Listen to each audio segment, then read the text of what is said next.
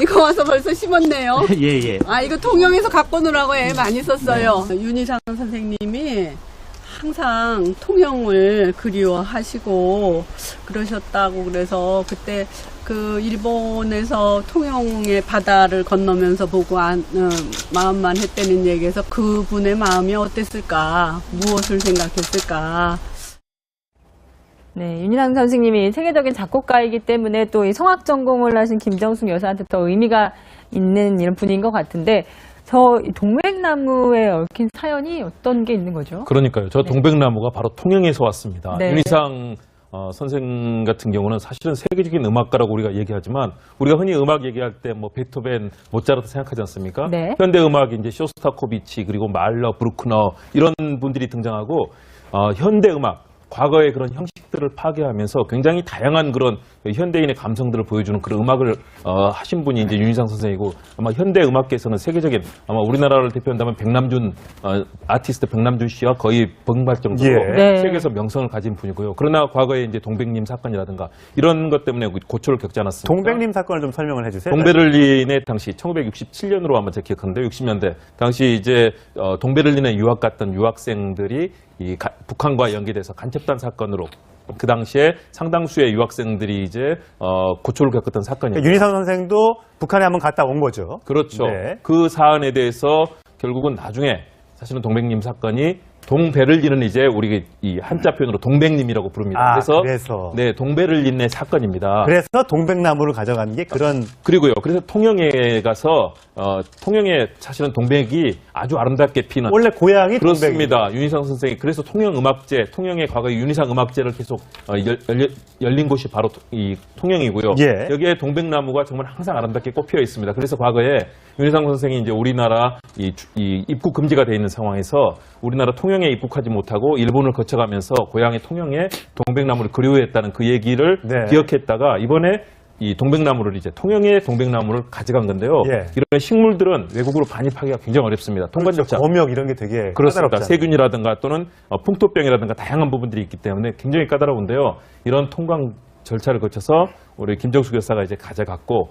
그 자리에서 과거 윤희상 선생이 세계적인 음악가로서 전 세계 한국 음악의 우수성을 알렸던 것, 그리고 지금도 우리나라 음악인들이 사실 정말 윤희상 선생은 세계적으로 존경받는 음악인 아니겠습니까? 이분에 대해서 예의를 표하고 네. 아마 공식으로 이 묵념을 드리는데, 예. 공식 묵념 시간을 지나서 20초를 더 묵념을 하는 등, 김정숙 여사가. 그러니까요. 예. 원래 음악을 하셨던 분이기 때문에 더욱더 애착감이 컸을 예, 거다. 그래서 그렇군요. 아마 진짜 오랜 세월에 걸쳐서 해원을 하는 자리였다라고 보여집니다. 자, 윤희상 선생을 하면 또 떠올리시는 게, 지난해 이제 국정농단 관련 청문회가 열릴 당시에 윤희상 선생의 음악제 등등을 얘기하면서 블랙리스트라는 단어가 나온 적이 있습니다. 왜 그런 말이 나왔을까요? 한번 들어보시겠습니다.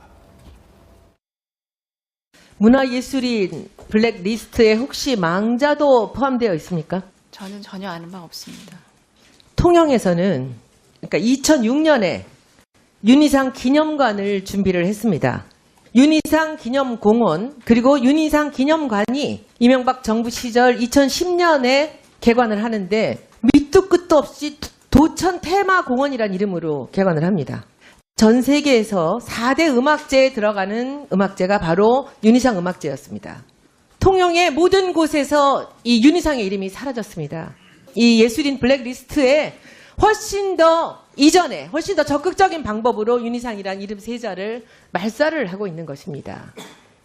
예, 제가 조금 전에 국정농단 청문회라고 말씀을 드렸는데, 국회 교문위 회의에서 나왔던 발언이라는 점 정정을 해드리도록 하겠습니다. 해원을 하는 자리였다라고 보여집니다. 자, 윤희상 선생을 하면 또 떠올리시는 게, 지난해 이제 국정농단 관련 청문회가 열릴 당시에 윤희상 선생의 음악제 등등을 얘기하면서 블랙리스트라는 단어가 나온 적이 있습니다. 왜 그런 말이 나왔을까요? 한번 들어보시겠습니다. 문화예술인 블랙리스트에 혹시 망자도 포함되어 있습니까? 저는 전혀 아는 바 없습니다. 통영에서는 그러니까 2006년에 윤희상 기념관을 준비를 했습니다. 윤희상 기념공원 그리고 윤희상 기념관이 이명박 정부 시절 2010년에 개관을 하는데, 밑도 끝도 없이 도천 테마공원. 우리가 흔히 음악 얘기할 때 뭐 베토벤, 모차르트 생각하지 않습니까? 네. 현대 음악이 이제 쇼스타코비치 그리고 말러, 브루크너 이런 분들이 등장하고 현대 음악 과거의 그런 형식들을 파괴하면서 굉장히 다양한 그런 현대인의 감성들을 보여주는 그런 음악을 하신 분이 이제 윤희상 선생이고 아마 현대 음악계에서는 세계적인 아마 우리나라를 대표한다면 백남준 아티스트 백남준 씨와 거의 번갈 정도로 예. 네. 세계에서 명성을 가진 분이고요. 그러나 과거에 이제 동백님 사건이라든가 이런 것 때문에 고초를 겪지 않았습니까? 동백님 사건을 좀 설명을 해주세요. 동베를린의 당시 1967년으로 아마 제가 기억하는데 60년대 당시 이제 동베를린에 유학 갔던 유학생들이 북한과 연계돼서 간첩단 사건으로 그 당시에 상당수의 유학생들이 이제 고초를 겪었던 사건이었죠. 윤희상 선생도 북한에 한번 갔다 온 거죠. 그렇죠. 네. 그 사안에 대해서 결국은 나중에 사실은 동백님 사건이 동베를린은 이제 우리 이 한자 표현으로 동백님이라고 부릅니다. 그래서 네, 동베를린의 사건입니다. 그래서 동백나무를 가져간 게 그런 그리고요. 그래서 통영에 가서 통영에 사실은 동백이 아주 아름답게 피는 원래 고향이 그렇습니다. 윤희상 선생이 그래서 통영 음악제, 통영의 과거 윤희상 음악제를 계속 열린 곳이 바로 이 통영이고요. 예. 여기에 동백나무가 정말 항상 아름답게 꽃피어 있습니다. 그래서 과거에 윤희상 선생이 이제 우리나라 이 입국 금지가 돼 있는 상황에서 우리나라 통영에 입국하지 못하고 일본을 거쳐가면서 고향의 통영에 동백나무를 그리워했다는 그 얘기를 네. 이거 와서 벌써 심었네요. 예. 아, 이거 통영에서 갖고 오느라고 애 많이 썼어요. 윤희상 선생님이 항상 통영을 그리워하시고 그러셨다고 그래서 그때 그 일본에서 통영의 바다를 건너면서 보고 마음만 했다는 얘기에서 그분의 마음이 어땠을까? 무엇을 생각했을까?